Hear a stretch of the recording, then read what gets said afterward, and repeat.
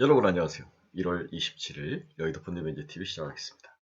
오늘은 정말 FOMC가 애매모호하게 끝났네요. 그렇죠? 애매모호.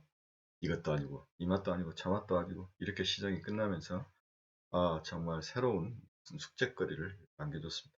올리든 내리든 뭔가 클리어하게 한 방을 매겨줬어야 되는데 그래야 이 자본시장이 가장 싫어하는 불확실성이 없어지는데 그러한 것들이 없어지고 이것도 아니고 저것도 아닌 그러한 모습으로 장이 끝났습니다. 오늘 아침에 제가 3시 한 반 정도 일어나서 봤는데, 그때는 너무, 나스닥이들이 너무 좋더라고요. 뭐, 엔비디아, AMD 뭐, 폭등을 하고 있는 상황이었는데, 그 다음에 이제 아직 성명서 발표가 안 끝났다는 것을 제가 알고, 빠질 확률이 높다, 이런 이야기를 했었는데, 실제로 그렇게 빠지면서 소름이 돋는 그런 하루였습니다. 롤러코스터 정말 지겹네요. 오늘 우리는 이제 LG 에너지 솔루션, 엔솔이 이제 상장을 합니다. 이러한 것들이 겹치고 겹쳐서 어떤 방향성으로 시장이 튈지 정말 궁금하기도 하고 무섭기도 하고 또 어떤 기대감도 있고 뭔가 이제 리스크가 하나씩 하나씩 없어지는 그런 느낌이 있습니다. 이런 것들이 어떻게 반응할지 한번 같이 한번 전망을 해보도록 한번 하겠습니다. 자, 여러분 한번 같이 가보시죠. 구독, 좋아요 많이 눌러주십시오. 자, 오늘 하루 움직임을 한번 봅시다. 네, 이렇게 있다가 이렇게 보였어요. 네, 거의 낙하하면서 빠져줬죠. 다행히 나스닥이 마지막에 살짝 돌았으면서 심리적으로 그나마 이하를 줬을 뿐이지, 오늘 이 낙하하면서 떨어진 이 상황은 정말 이해가 안 되는 그러한 근래에 보기 드문 변동성의 끝판왕을 보여주고 있습니다. 미국의 주요 뉴스를 한번 봅시다. 미 연준 기준금리 동결을 했죠. 3월 금리 인상을 시사했습니다. 미국 연준이 양적 긴축, 금리 인상 이후에 예측 가능한 방식으로 진행을 하겠다. 말은 예측 가능한 방식인데 내용은 전혀 예측 가능하지 않는 그런 뭔가 언클리어한 모습으로 끝났습니다. 미국 12월 신규 주택 판매가 전월 비해 11.9% 상승해서 9개월 내 최대치를 이뤘죠. 신규 주택 판매가 잘 됐다는 것은 나름대로 미국 경제가 튼튼하다, 이렇게 이야기를 해볼 수 있죠. 이러한 것들이 미국 노동자들의 임금 상승과 고용을 증가시키면서 파웰이 자신 있게 미국 고용시장이 튼튼하고 괜찮다, 이렇게 좋은 상황을 기반으로 해서 나는 금리를 정확히 올리겠다, 이렇게 이야기하는 발판이 되고 있는 근거가 되고 있는 것 같습니다. 미국 에너지 투자 측은 원유 재고가 237만 7천 배럴로 증가했다, 예상을 상회했다, 이렇게 이야기를 한 거죠. 원유 재고가 늘어났는데도 원유 가격은 살짝 오르는 지정학적 그런 리스크가 더 크게 작용을 했던 하루였던 것 같습니다. 캐나다 중앙은행도 기준금리를 0.2% 동결했죠. 그냥 향후의 금리 인상을 시사를 했습니다. 지금도 하지만 캐나다 같은 나라도 금리를 천천히 올리는데 우리나라는 뭐가 그리 급하다고 관료들이 이런 표현을 한번 지랄을 하고 있는지는 모르겠습니다. 우리나라는 정말 이런 소규모 개발 경제에서 굳이 그렇게 선제적으로 나설 필요가 있는가? 저는 정말 이해를 못하는 그런 관료들입니다. 네. 현재 뭐 이재명과 윤석열이 치열하게 싸움을 하고 있는데, 이재명이가 좀 안 좋은 이유도 이런 경제적으로 실수를 많이 하는 것 같아요. 네, 관료들이 좀 도와줘야 싸움이 되는데 이런 실수들이 전혀 뭐 서로 협업이 안 되는 것 같아요. 제가 봤을 때는 우리나라 금리는 천천히 쫓아가면서 올리면 됩니다. 그리고 미국이 본격적으로 올릴 때 좀 더 올리면 되는데 굳이 이렇게 빨리 이 주식시장도 박살나고 경기도 안 좋고 이런 상황에서 금리까지 올리면서 모든 탈출구를 막아버린다는 게 이해가 안 되죠. 제가 여러 번 이야기 많았지만 이 돈을 빌려서 개인들이 대출이 늘어난다, 좋다. 대출 늘어나면 뭘 샀느냐? 테슬라를 샀느냐? 마이크로소프트 샀느냐? 엔비디아를 샀느냐? 이것이 삼성전자보다 더 좋습니까? 나쁩니까? 네? 우리나라보다 튼튼한 기업입니까? 아닙니까? 이런 것들을 퀄리티를 봐야죠. 그렇죠. 뭘 사서 뭘 가지고 있느냐, 이러한 기본적인 퀄리티 측정은 않고 양만 늘어났다는데 저렇게 기겁을 해서 금리를 올린다는 게 말이 안 되는 거죠. 네. 경제는 심리입니다. 경제정책을 쓰신 분들은 심리 싸움에서 이겨야 되는데 벌써 진 거죠. 미 하원은 520억 달러 규모 반도체 산업 육성 법안을 발의했습니다. 이 반도체 산업 육성 법안이 오늘 미국의 IT를 일단 끌어올렸다가 FOMC로 한방 두들겨 맞고 다 두들겨 내려왔는데, 테슬라 내려왔죠. 장외시장에서 마이크로소프트도 빠졌죠. 인텔도 실적 좋게 했다가 장외시장에서 주가가 빠지는 그런 모습을 보였습니다. 그래서 반도체 산업 육성 핵심은 마이크론 테크놀로지나 이런 애들이 다 가져가는 거죠. 예, 여기와 전공정 후공정 관련된 미국 기업들이 예, 수혜를 받지 않을까 그런 생각이 들고요. 한국 기업들은 제가 봐서는 삼성전자, SK 하이닉스보다는 오히려 공정 장비, 소재 장비, 예, 후공정 장비들이 오히려 좀 수혜를 받지 않을까 그런 생각을 좀 해봅니다. JP모건은 미 증시 과매도 영역 진입이다. 반등 가능성은 높다. 네, 화나만한 소리 하고 있죠. 골드만삭스는 금, 인플레이션 대비 훌륭한 헤지 수단이다. 이것도 화나만한 소리인 것 같습니다.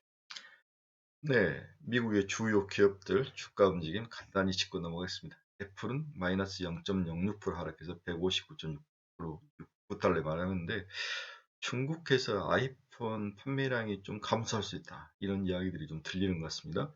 이런 것들이 애플의 주가를 누르고 있는 것 같습니다. 화이자는 모처럼 상승해서 52.99달러에 마감을 했고요. 테슬라는 2.07달러로 마감을 했는데 장외 시장에서 지금 3% 넘게 하락하고 있는 모습을 보입니다.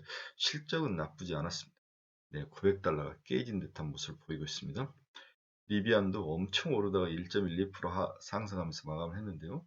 네, 판매량과 생산량이 늘 것, 특히 생산량이 늘 수 있다. 이런 소식이 들리면서 리비안 전기차가 올랐다가 많은 폭을 반납을 했습니다. 루시드는 더 크게 반납을 했네요. 마이너스 5.78% 하락하며 33.41달러에 마감을 했습니다. 노블록스 한번 봅시다. 3.61% 하락해서 62.93달러. 이제는 바닥이 50달러까지 내려올 확률도 있어 보이네요. 네, 이 낙하하면서 빠지는 이치카의 모습이 가슴이 정말 아픕니다. 너블록스는 미국의 위드 오픈과 관계가 있는 것 같아요. 얘들이 학교를 가면 좀 주는 것 같아요. 얘들이 학교를 안 가고 집에서 이제 줌으로 공부를 한다든지 이런 케이스는 좀 많이 느는데 빨리 방학이 좀 와야 되는데 방학이 미국 9월에 시작하죠. 여름방학 9월에 시작하고 우리랑 좀 바퀴가 반대이기 때문에 이런 것들이 러블록스에 대한 전망을 좀 낮추는 것 같습니다. 메타버스도 1.84% 하락해서 294.63달러에 마감했고요. 필라델피아 반도체 지수는 3,407포인트에 마감을 했습니다. 엔비디아는 한 6, 7% 올라다가 2%로 상승에 마감을 했죠. 227.7달러. AMD는 0.38% 하락해서 110달러. 엔비디아도 5% 정도 상승을 하다가 다 토해낸 거죠. 네, 그렇습니다. 네, 다만 대만의 TSMC는 0.53% 상승해서 123.13달러. TSMC가 아시아에서 텐센트를 밀어내고 최고의 아시아의 마켓캡이 큰 기업으로 등급했죠. 배 아픕니다. 삼성전자가 훨씬 더 좋은 기업인 것 같은데 TSMC가 더 이런 걸 보면 주식이라는 게 객관적으로 논리적인 잣대로 엑셀로 계산이 안 되는 그런 면들이 많다는 게 의외이긴 합니다만 이런 것들도 주식의 매력일 수도 있지만 TSMC를 보면 배가 아픕니다. 충분히 우리 삼성전자가 쫓아갈 수 있는 그런 기업인데 삼성전자가 좀 노력을 좀 더 하셔야 될 것 같습니다. 마이크론 테크놀로지도 1.5% 상승해서 81.97달러를 마감을 했고요. 비트코인도 파에서 움직이네요. 36,918달러를 지나가고 있습니다. 환율은 5.5원 38, 5.38원이 상승해서 1,200원을 넘어섰네요. 환율이 1,200원을 넘어섰던 것이 중요한 또 키포인트인데요. 여러분들이 꼭 기억을 좀 해주시기 바랍니다. 환율이 1,200원을 넘어서기 시작했다. WT 한번 봅시다. 2.19% 상승해서 87.54달러에 마감을 했습니다. 네, 미국의 원유 제휴량은 앞에서 이야기 좀 늘었지만 지정학적 리스크가 여전히 시장에 잠재해 있는 것 같습니다. 여기에 수요가 줄지 않고 꾸준히 수요가 늘고 공급이 문제가 발생하는 그러한 상황. WTI가 100달러를 향해 가는 것 같은데 일단 마이비와 90달러를 뚫을 수 있느냐 이게 좀 중요한 투자 포인트로 보입니다. FOMC가 이제 성명서를 발표하기 전부터 이제 미국 국채금리가 뜨기 시작한 거죠. 10년짜리 한번 보십시오. 1.87%가 올라왔죠. 우리가 어제 1.77이었는데 플러스 10bp가 오른 거예요. 네. 하루에 10bp가 오른 거죠. 네. 예상을 했지만 이렇게 급하게 오를 줄은 몰랐습니다. 2년짜리, 30년짜리 2.18%, 2년짜리도 1.16%, 1.03과 05였는데 1.1과 10bp 정도 올랐습니다. 미국 국채금리는 이제 불안한 모습을 그대로 반영하는 하루였던 것 같습니다. 오늘 우리나라 이제 채권 금리도 문제가 좀 있을 것 같아요. 그동안 채권 시장이 초토화가 됐는데 추가 초토화가 일어나지 않을까 그런 생각이 듭니다. 자, 금일 투자 전략을 한번 천천히 차분하게 한 번씩 알아봅시다. FOMC 미팅을 어떻게 봐야 하는가? 일단 막상 뚜껑을 열어보니 비슷하거나 약간 더 매파적인 그러한 스탠스를 보이고 있는 거죠. 하지만 뭔가 클리어하지 않고 강하게 이야기를 하든지 바로 올리든지 25%를 바로 올리든지 뭔가 이러한 조치가 일어났으면 차라리 더 좋았을걸. 이것도 아니고 저것도 아니고 3월로 이제 연기를 한 거죠. 2월은 없습니다. 그러면 지금 1월 말부터 3월 중순까지 3월 말까지 약 한 달 반 동안 또 온갖 추측이 난무하는 그러한 시기에 돌아오는 거죠. 여기에 경제 상황, 그렇죠? 기업들 실적 발표, 이런 것들이 막 섞이고 우크라이나 문제 이런 것들이 섞여서 새로운 변수로 등장할 확률이 많고 오미크론이 피크를 치고 꺾일 것인지 아니면은 추가로 더 상승할 것인지 새로운 변종이 나타날 것인지 여러 문제를 갖고 가는데 일단 3월로 옮겨지면서 이 변동성, 언클리어한 것이 이전이 됐다는 거죠. 그렇습니다. 하지만 나름대로 생각보다 또 그렇게 또 강성은 아니었다. 이런 또 보수를 보는 사람도 있긴 있는데 일단은 FOMC는 시장의 모든 기대감을 그렇게 충족시키지는 못한 그러한 이벤트로 끝을 냈다. 이렇게 볼 수가 있을 것 같습니다. 이제 오늘 LG 에너지 솔루션이 LG 엔솔이 오늘 IPO에서 상장을 하죠. 일단은 따상이면은 78만 원이죠. 네, 죄송합니다. 7만 8천 원이 아니라 78만 원이죠. 따상에 대한 기대감은 존재를 합니다. 하지만 미국이 저렇게 무너지면서 따상으로 가기는 힘들어 보입니다. 제 생각은. 그래서 70만 원이 아니라 70만 원 이상이면 일단 팔고 나가자는 생각이 아주 강할 거로 보입니다. 그래서 혹시 우리 친구들 중에서 LG 에너지 솔루션 IPO에서 물량을 받으신 분이 있다면 70만 원 이상에서는 던져야 될 것 같아요. 그 다음에 문제는 엔솔 상장 이후에 다른 종목들이 어떤 움직임을 보이느냐. 일단 삼성 SDI와 SK이노베이션 모두 어려운 시기를 겪고 있죠. 그런데 이제 인덱스 펀드라든지 모든 펀드들이 추가로 이제 이 종목을 사야 되는데 이렇다면 SDI하고 SK이노베이션은 추가로 하락할 확률이 수급 공백이 있을 것이다. 이렇게 저는 개인적으로 전망을 해봅니다. 따라서 양극재는 고평가 논란에 휩싸이고 전해입은 공급가의 가능성도 있고 기존 강자들보다는 공정장비 업체들이 추가 상승이 전망되죠. CSI나 CIS나 뭐 이런 장비들이죠. 네. 이런 종목들이 어제 많이 튀어 올라오는데 또 어제 이제 코프로 BM의 반대편에 서 있는 LNF나 코스모 신소재 이렇게 좀 좁혀서 2차 전지를 투자하는 게 답이 아닐까 그런 생각을 해봅니다. 어제 코프로 BM이 시장에 충격을 안겼죠. 네, 이걸 과연 어떻게 봐야 될 것인가 많은 분들이 생각을 왔다 갔다 하고 뉴스도 많이 나오는데 일단은 사실이었던 것 같아요. 네, 공시를 빨리 했어야 되는데 하지 못하는 걸 보면 제가 사실 확률이 높다 이렇게 본 거죠. 내부자 정부 2020년에 시간적으로는 아주 오래전 일인데 조사에 나선 것 같아요. 과거 케이스를 보면 위법을 가리는데 시간이 많이 필요해요. 그리고 어느 정도 최소한 1년이 지나더라고요. 1년이 지나면 훨씬 가벼운 처벌이 우리가 생각으로부터 이루어지더라고요. 왜냐하면 이쪽도 돈이 많기 때문에 강한 변호사를 사서 대응을 하겠죠. 그 다음에 시기가 지나고 이러면 스무룩 들어가 버리는 그러한 사라지는 약해지는 그러한 양태를 보입니다. 그래서 어제 걱정을 많이 하신 분들은 뭐좀 견뎌야죠. 그렇죠? 문제는 ESG 경영인데 이제 뭔가 비리를 저지르거나 이럴 때는 거래를 하지 않겠다는데 이게 최종 결판이 나올 때까지는 시간이 필요하죠. 제가 봤을 때 1, 2년 정도 시간 질질 끌 겁니다. 이렇게 끌는데 그 사이에 양극재는 부족하고 이런 것들에서 수주에서는 크다란 영향을 미치지는 않을 것 같습니다. 대신 단기적으로 LNF나 코스모 신소재, 포스코 케미칼. 포스코 케미칼은 제가 물음표를 쳤는데 모르겠어요. 이런 종목들이 수혜를 역으로 받을 확률이 있기 때문에 오히려 차라리 에코프로 BM을 팔아버리고 LNF나 코스모 신소재로 움직여서 이동하게 가는 현금을 가지지 않고 LNF나 코스모 신소재로 옮겨가는 전략이 훨씬 더 매력적일 확률도 높아 보입니다. 우크라이나 사태는 어떻게 볼까요? 우크라이나 사태는 어제 유럽 주식시장이 아주 강하게 버티고 있는 것은 전쟁 위험이 없다고 저는 봤습니다. 이건 둘이 크게 짖는 개들이다. 서로 물지 않죠. 크게 짖는 개는 물지 않습니다. 여러 가지 이제 경제적 제재만 남아있을 뿐이지 절대로 전쟁은 일어나지 않을 것 같습니다. 미국과 소련의 정치적 입지가 아주 강하게 부딪히는 거죠. 그렇죠? 미국 입장에서도 바이든이 저렇게 인기가 없는 상황에서 절대 물러나지 않을 것 같아요. 네. 아프가니스탄에서 철수를 하면서부터 예, 조 바이든의 그러한 세상을 보는 국제 정치를 보는 그 시각에 대한 미스 판단에 대해서 많은 지적들이 있었죠. 절대로 미국 물러나지 않을 겁니다. 속으로는 소련과 타협을 하겠죠. 네, 푸틴도 절대 물러날 성격은 아니죠. 네, 자기들의 동방정책, 자기 앞에서 미사일을 설치하는데 어느 누구가 보고 있겠습니까? 그래서 둘이 강대강으로 부딪히면서 차츰차츰 지루한 싸움이 될 것이다. 이렇게 되는 거죠. 그래서 유럽 주식시장이 강하게 버티고 있는 것을 보면은 이제는 이것은 변수가 아니라 상수화되는 영향력이 갈수록 감퇴하는 분위기로 가지 않을까 그런 생각을 해봅니다. 미국이 이제 보리스 존슨 영국 총리가 국제 결제 시스템에서 빼버리겠다는 거죠, 그렇죠? 네.